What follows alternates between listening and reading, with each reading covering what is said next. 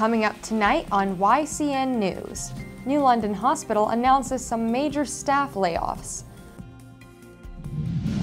The Lake Sunapee Region VNA and Hospice holds its annual meeting. And Vermont lawmakers discuss a bill to prohibit smoking in cars with children. For more news, weather, and sports, it's time for YCN, your local view. Now, your daily digest of the Dartmouth Lake Sunapee region, southern Vermont, and Windsor County. News, sports, weather, and all that is happening in our area. The news on YCN, your local view. Good evening, and welcome to this Friday edition of YCN News. I'm Rose Spillman. It's the worst kind of news any community or employee wants to hear, that a major employer and service provider is laying off staff. That's what New London Hospital employees and town leaders learned Wednesday. It's not the message hospital CEO Bruce King wanted to deliver, certainly, yet there was no way to sugarcoat the message. The news was broken in the Kearsarge Shopper on Wednesday. The Valley News reports that King says all areas of New London Hospital's finances will be reviewed. 600 people work at the hospital now, which is located at 273 County Road. Staff who remain employed may have their benefit package reduced. Tied in with job cuts is the temporary halting of work on a new healthcare center in Newport. Work on building the 28,000 square foot facility would allow Newport patients to receive healthcare closer to home. Now, that project is on hold along with other plans King says the hospital has wanted to begin. None of these steps are easy, King wrote in the Kearsarge Shopper, but to operate more efficiently with decreased expenses, they are necessary. Less money coming into the hospital is a key reason behind the hospital's problems. There is a $1.9 million shortfall. Fewer patients went to the hospital for treatment, whether to the emergency room or for routine lab tests, the Valley News reports. With the loss of expected income, other costs went up that hadn't been planned for. Ironically, these unexpected costs include higher health insurance bills for hospital staff. Meanwhile, in New London, a new police chief is coming to town. Select Board chose Edward Anderson as the best person to lead the department forward. Anderson already works for the police department, joining its ranks in 1997, the town's website and WNTK.com note. Each candidate for the position went through a three-step interview. Anderson also is the town acting police chief as of April 2013. Anderson's tenure as chief follows the resignation last year of former chief David Seastrand. In other Sullivan County news, Claremont School Board members got a chance to tour work done so far on the century-old Stevens High School. The three-story school on Broad Street is undergoing a 2-year renovation. Voters in March 2013 approved a near $13 million bond to update the building's interior and exterior. Thursday night, the tour focused on the interior work done so far. I've never seen it up until this point. I've read about it, heard about it, but none of the descriptions has done it justice. I think the progress is truly amazing given the timetable. And it's clear to see once you walk around here that when it's all said and done, it's going to change the face of the school. And I honestly think it's going to change the face of the community just as the new community center did. Until you see it, it's hard to understand it. But now that I've seen bits and pieces of what it's going to end up like, you can clearly see it's going to improve the school, and by default it's going to improve the attitude of the kids, and I think the kids will have more ownership in it, and I know the rest of the city will too once we see it. But clearly it was the right decision for the right time, and I think clearly it's going to bring life back into a very historic school and give it a second life for another 100 years perhaps. But ultimately I'm blown away by the progress of this project so far. Once school lets out for the summer, more work will continue.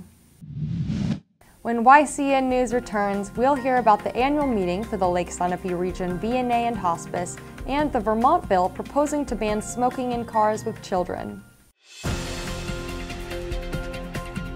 The YCN News continues in a moment.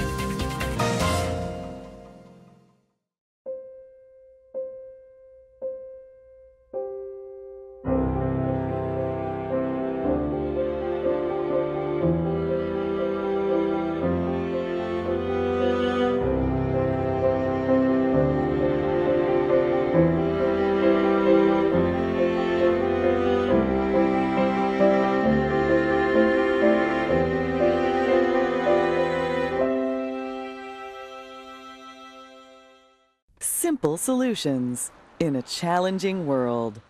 Let Echo Communications make your life simpler. From the beginning, creating design, through the commercial print process, and ending with custom mailing, all easily coordinated in one place. Echo Communications provides simple solutions in a challenging world. One place, many solutions. Welcome back to YCN News. I'm Rose Spillman. Your home, your life, your VNA. That's the motto of the Lake Sunapee Region VNA and Hospice. Thursday night marked the association's annual meeting. Guest speaker Joanne Sandberg Cook spoke about her approach to healthcare. She is a recently retired certified geriatric nurse practitioner. Her specialties include hospice and palliative care. Well, the idea is to keep people at home. The idea is to make sure that the decisions that you make about your health care are those decisions that suit you and suit your particular choice. Lots of people want to stay at home. The vast majority of Americans say they want to be at home through their final days.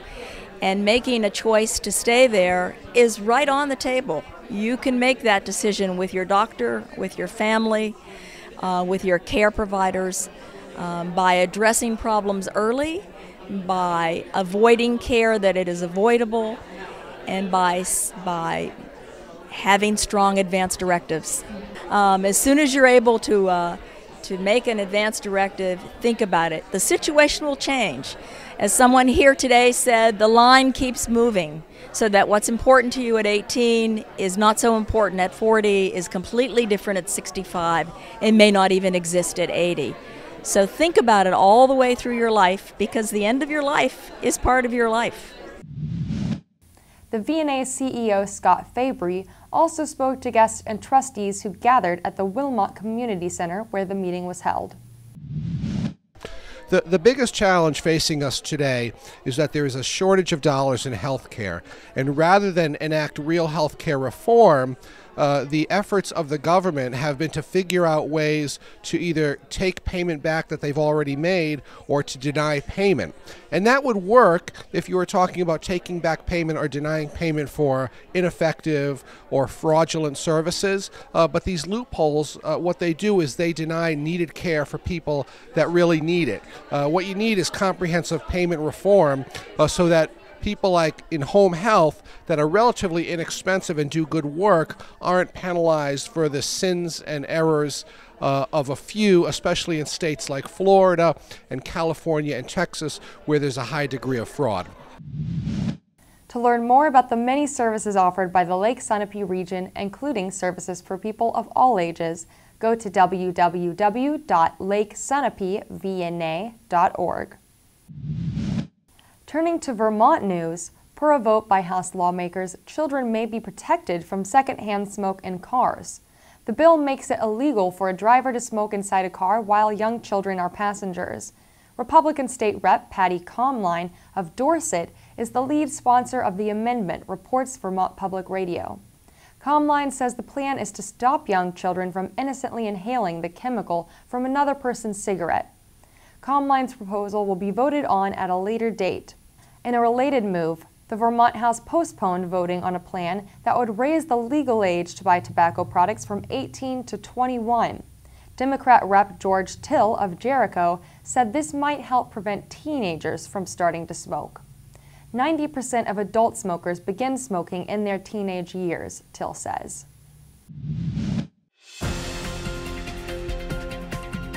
The YCN News continues in a moment. Taylor Joan offers a wide variety of alterations in tailoring for men and women. Their work is done by highly skilled seamstresses. Taylor Joan provides quality workmanship and fast turnaround times. No waiting weeks to get your clothes back. Taylor Joan also provides silk screening and embroidery with no minimum order in a wide variety of custom products for your business, organization, or personal needs. Taylor Joan, just a phone call away or next to Hubert's on County Road in New London. The Renaissance Shop, located in the Lake Sunapee Region VNA building on Newport Road in New London, brings back to life high-quality items for every taste and budget. The Renaissance Shop is always seeking donations to keep the inventory varying and give you a reason to come back again and again. Donations are tax deductible and proceeds bring new life to the vital services of our VNA. The Renaissance Shop, new beginnings to more than you can imagine. Welcome back to YCN News. I'm Rose Spillman. Now Matt McDonald will have a look at our weather for the next 5 days, and he'll take a look at some local high school sports. Thanks, Rose. Tomorrow we'll have a high of 30 degrees with lows in the 20s. Sunday we're expecting snow, so be careful when driving. Highs will be in the upper 20s with a low of 4 degrees.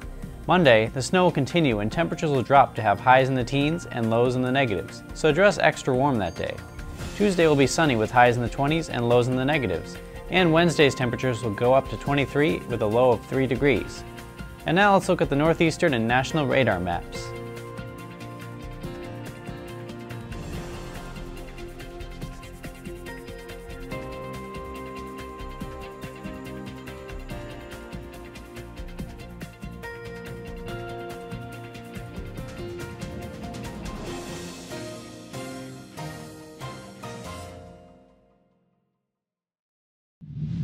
Now let's look at our community calendar.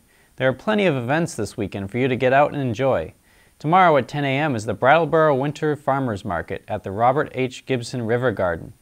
A matinee of Seussical the Musical will be playing at the Lebanon Opera House at 2 p.m. with another performance at 7:30 p.m.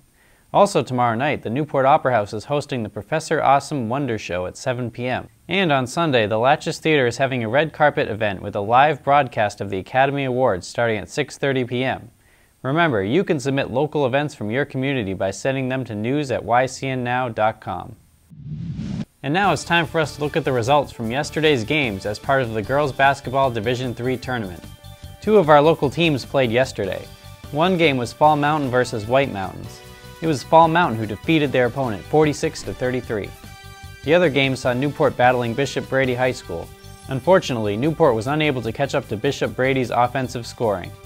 They were defeated 65-37. And now let's look at a story out of Woodstock, Vermont.